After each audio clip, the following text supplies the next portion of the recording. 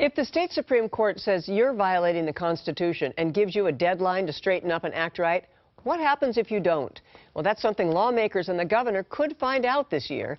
King 5's Lori Matsukawa joins us live at the Digital Media Center with a story new for you at 6:30. Lori? Gene, a year ago, justices ruled the state is violating the Constitution by not providing enough funding for basic education.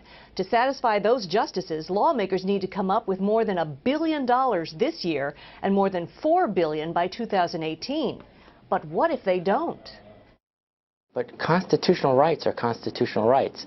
They are guaranteed to every citizen. Leaning up against the wall in Attorney Thomas Ahern's office is a photograph. Well, that's George Wallace disobeying the court order that University of Alabama had to be desegregated. It's been 50 years since Alabama's governor defied that desegregation order. Ahern says it reminds him of Washington's failure to fund schools. Here we have a Supreme Court order in Washington that says the Constitution requires the state to fully fund our public schools.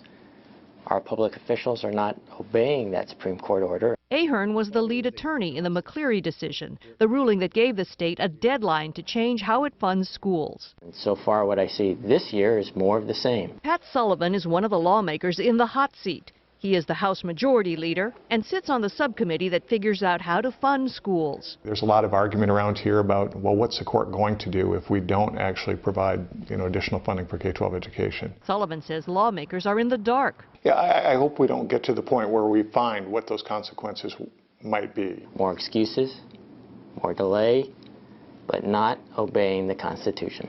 Ahern says the court has the authority to put pressure on the legislators to actually obey the Constitution and keep their word. But the big thing is, the court can impose all kinds of fines or penalties or sanctions. And here's the punchline. The court can leave lawmakers essentially penniless by eliminating any payment that you make for things that are non-paramount, like, well, let's say legislator salaries or utilities and heat in the legislative building or legislative offices.